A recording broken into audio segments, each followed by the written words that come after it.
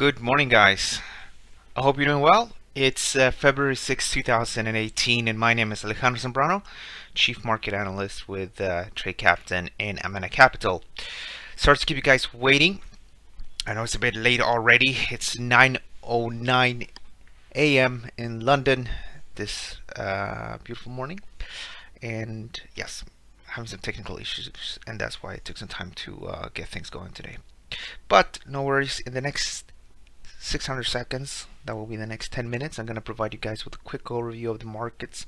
And today as well, as a special, we're going to take a look at the S&P 500, take a look at this article I published about 9 hours ago, so yesterday evening, following that strong plunge in the S&P 500, which is really what everybody's talking about nowadays. Now, before we start, as always, I need to stress that trading financial markets is unfortunately risky. I mean, look at the S&P today. Trading that with some leverage and you'll be in trouble. So please bear in mind that there's always a risk that we'll lose all of our invested money, and we are going to conduct some live technical analysis. I'm going to share with you my view. I'm going to tell you where I think the market is going to be doing, like where I think the market is going to put their stop loss orders, where I think people are going to put profits, where I think people are going to buy. But it doesn't mean that actually has to play out. And it's also not to be viewed as buy or sell recommendations. Click here on the risk disclosure statement at the bottom of tradecaptain.com to know more about that.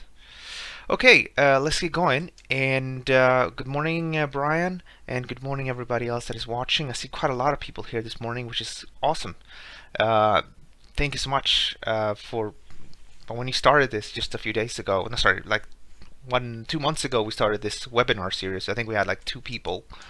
And well, I think we're almost 20 this morning that are watching this live. So awesome, good stuff. All right, this is the euro versus the USD. Now the market bottomed out from these levels as we discussed yesterday. But if you look across the pound dollar, the Aussie dollar, the New Zealand dollar, then they all hint that it's unlikely, at least I think, that the euro dollar is going to be able to defend this bullish trend, at least for now. So while the technical trend is bullish above 123.29, which is this double bottom here, and it's all fine and good to actually buy down here if you want to stick with the trend, the way I look at it is that I'm looking at, again, the pound, which took out its low yesterday. I'm looking at the Aussie dollar, which if you followed the non-farm payrolls webinar, you know that we reached our profit target this morning, more or less. And no, actually, we did actually reach the actual profit target for a 100 pip return. And then the New Zealand dollar, they're all kind of softening. So I think it's unlikely really that the euro is going to be strong enough to withstand the correction we're seeing now in the dollar index and in the dollar in general. So I'm neutral. Now again, if one is bullish, I think traders are probably going to buy down right down at these levels, and the market might hit to the upside. But I'm actually suspecting that in the next day or two, we might trade below 123.29, and that could open up for a steeper correction down to 122.30 and 23 down here. The next market we're going to watch is just Bitcoin. It's just getting totally trashed, and the last good setup we said was to sell here for this to go down, and it was looking good at one point. 16% decline in a few days. That's not bad. And now the market, I thought we were gonna have a bit of a bounce, because usually when Bitcoin is down with about 10-11%, it tends to bounce, and then you have a bit of a bounce. So we're in a little bit in that situation here. The market is down with about 7% today. And I suspect that the market may continue to move to the downside. If I show you the daily, we're approaching that very important low here, which is the 6,320 low here. Now if we bottom out at these levels here in the next few days or weeks, then yes, we will eventually maybe have to move to 1,000, maybe 1,800. 18,000 or 19,000 here. However, if we take out this level, then I think there's a general risk that we just continue to go to the downside. And I think at that point, this market is going to be so damaged, so this correction is going to be so so strong that I think a lot of people are going to be buying it for maybe 20-30% rallies but then they're gonna sell. So I don't. If this goes down, continues to go down this, and especially if it takes out 6,320, I think again maybe down all the way down to about $3,000 per coin. But at that point, people are gonna be so destroyed, and they're gonna say that this is a, scam coin, whatever. Let's not buy this, and we need to wait, which is actually not that weird.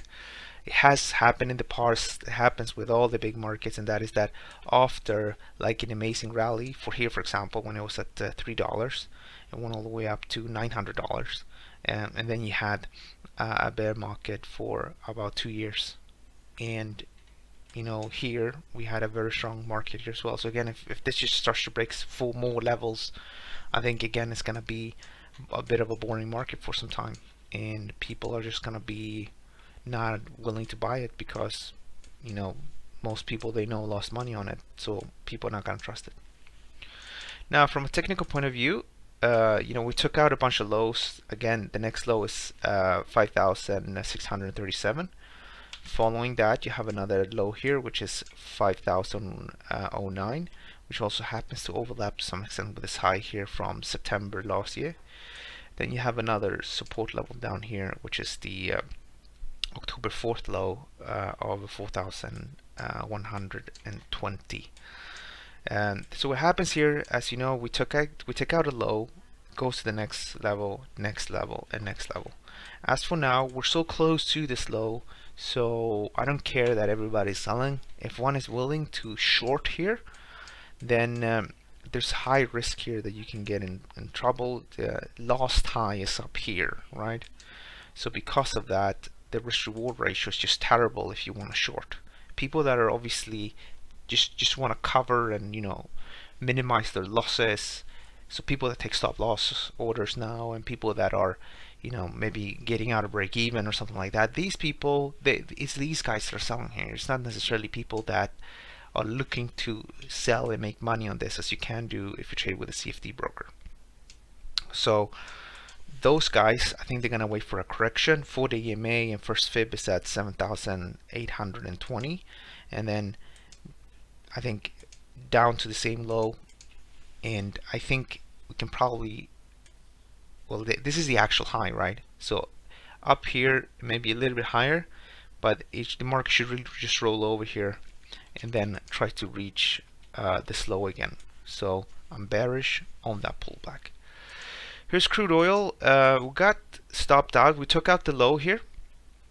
There's not too much we can do about this. I think for now the market is obviously correcting. A simple fib from this high to this low suggests that from pretty much $64.12 per barrel, so 64.12.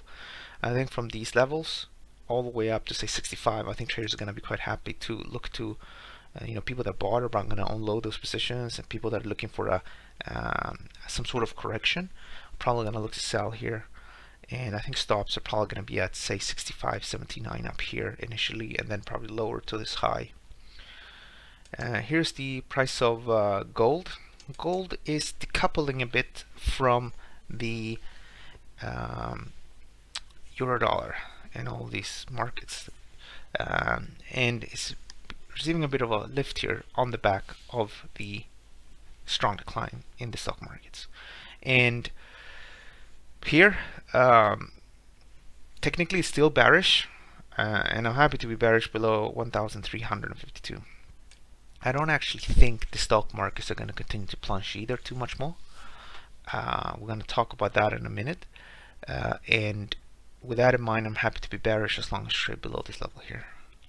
In general, I'm going to show you the dollar index. What's going on if you're trading currencies is that we had, and this is a daily chart, we had this strong decline, right, from the beginning of the year. Actually, not even that. It started already here in November, and following a breakout, it's fair to anticipate some sort of a correction, and that's why I think the dollar could gain over the next few weeks, maybe up to 91, and from maybe 91 or so, traders look to engage again in short positions for this to move to the downside. Now this is the German DAX, and this we're just gonna make it very simple. The German DAX just moved down to these lows here from August last year.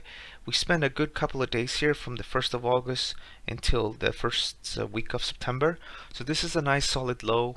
We're obviously clearly below the 200-day moving average, but still I think maybe up and then down and then somewhere down here looking to bottom out.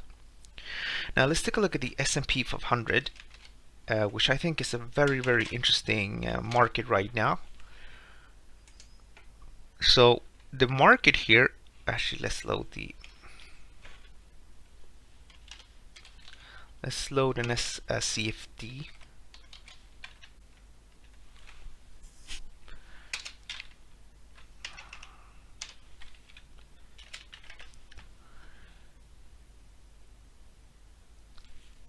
All right, let's just load the amount of capital. I'm just gonna load an account here, the amount of capital.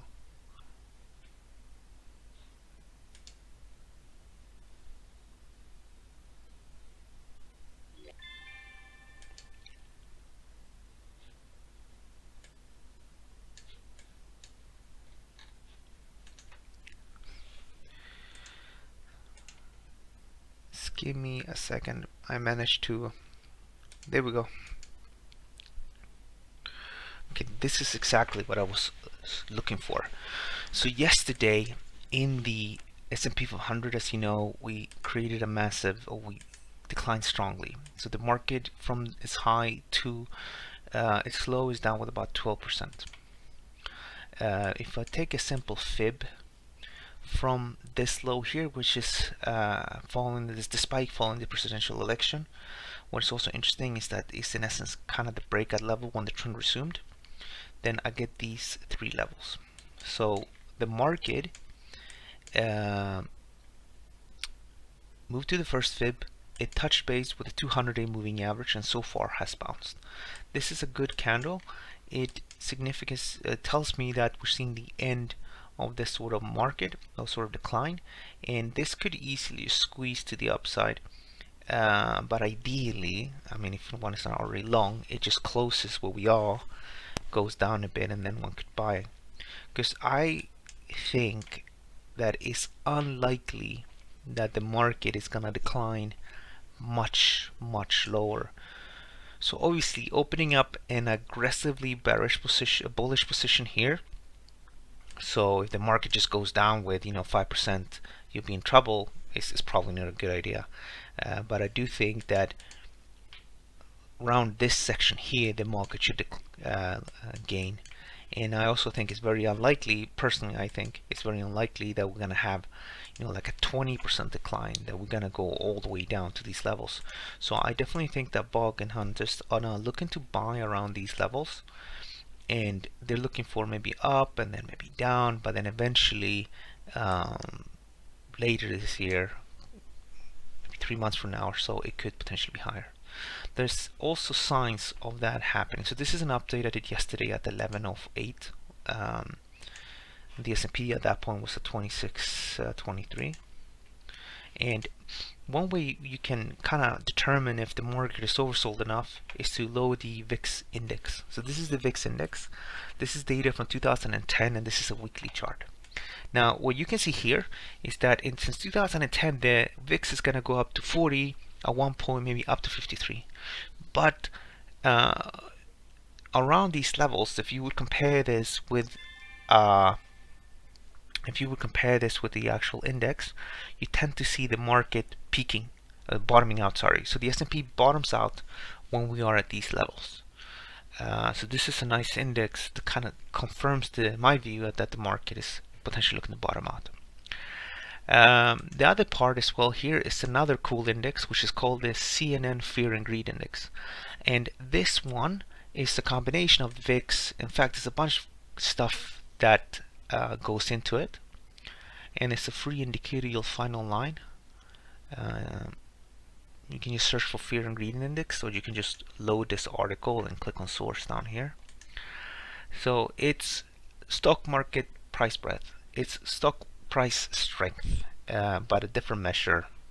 Price versus the 125-day moving average, pull and call options, which is the way the option market is positioned, junk bond demand, So it's a lot of different things here. Let me just see, there's a video that just loaded. So it's all of this plus the VIX.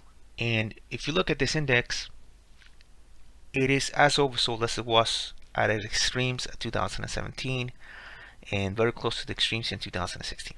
Now these ones were obviously lower, but what happened here in 2005 is that the S&P 500 was not in necessarily a strong bull trend. Well, actually, I'll take that back.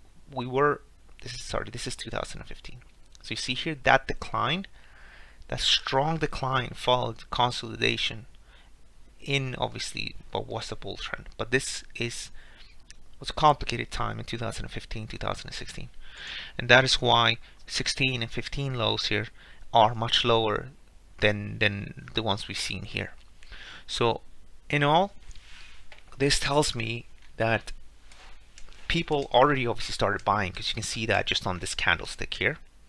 And I think this market could potentially continue to head to the upside as people look to buy, and maybe we'll go all the way up to 126.80, maybe 127.30, and then potentially lower again, and then potentially up again.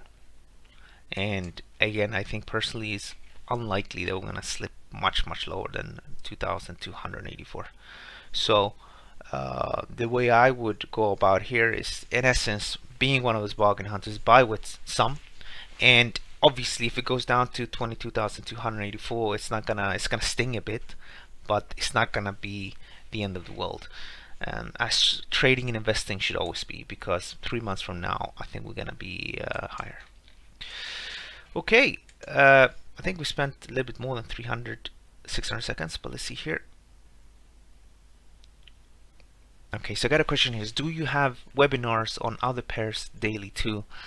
I can't seem to find them on the premium. No, so we're not actually having them on a daily basis, those other updates, at least not right now, because this website is fairly new still. We started in August, and because of that, there's not enough demand to hold a daily update on everything every day. But I do actually produce some of that analysis. So I think the best you could do is just to reach out to me via Twitter, and then we could talk further. So my Twitter is the following, and we'll see if we can get you arrange something. So check that out, AlexFX00. That's my Twitter. It's a good way of reaching out to me. Send me a direct message, or you can just email me at asambrano@tradecaptain.com. Okay guys, I don't think we have any more questions here, so we're gonna finish up. I want to thank you so much for joining me. I really would appreciate if everybody can click on the like button, and then there's like a little bell to the right which you can use to subscribe to the videos. So if you can do that, that would be awesome. Have a good day, and I'll see you guys tomorrow at the same time here at tradecaptain.com. Have a good day. Thank you.